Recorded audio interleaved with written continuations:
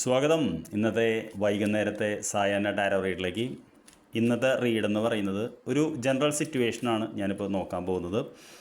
എന്താണ് നമ്മളിപ്പോൾ ഭൂതകാലത്തിൽ നിന്ന് നമ്മളിപ്പോഴും എഫക്റ്റ് ചെയ്തുകൊണ്ടിരിക്കുന്നത്, പാസ്റ്റ് എന്ന് പറയും.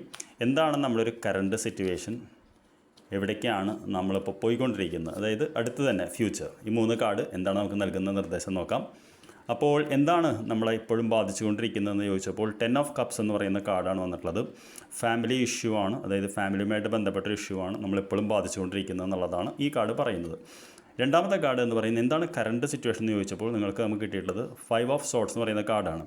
ഈ കാർഡ് നമുക്ക് സൂക്ഷിച്ച് നോക്കി അറിയാൻ പറ്റും. ഒരു വ്യക്തി എന്താ പറയുക ഇവിടെ വിജയിച്ച് നിൽക്കുന്നുണ്ട്. പക്ഷേ ഇയാളുടെ കയ്യിൽ നമുക്ക് 2 വാളും ഈ കയ്യിലൊരു വാളും കാണാം. താഴെ 2 വാളുകൾ വീണെടുക്കുന്നുണ്ട്. ഇവിടെ 2 പേര് ദുഃഖിതരായി നിൽക്കുന്നുണ്ട്.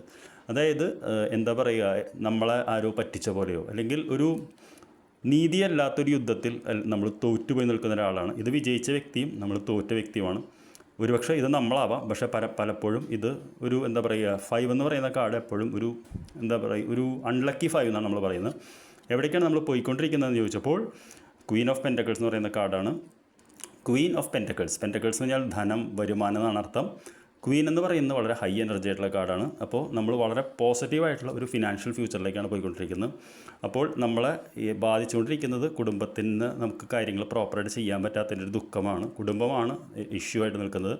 ഇപ്പോഴത്തെ അവസ്ഥ ചെറുതായിട്ടൊന്ന് തോറ്റ് നിൽക്കുന്ന പോലെയാണ് നമുക്ക് തോന്നുന്നത്. പക്ഷേ നമ്മൾ പോയിക്കൊണ്ടിരിക്കുന്നത് വളരെ പോസിറ്റീവായിട്ടൊരു ഫ്യൂച്ചറിലേക്കാണ്. അതുകൊണ്ട് വളരെ സമാധാനമായിട്ട് കിടന്നുറങ്ങിക്കോളൂ.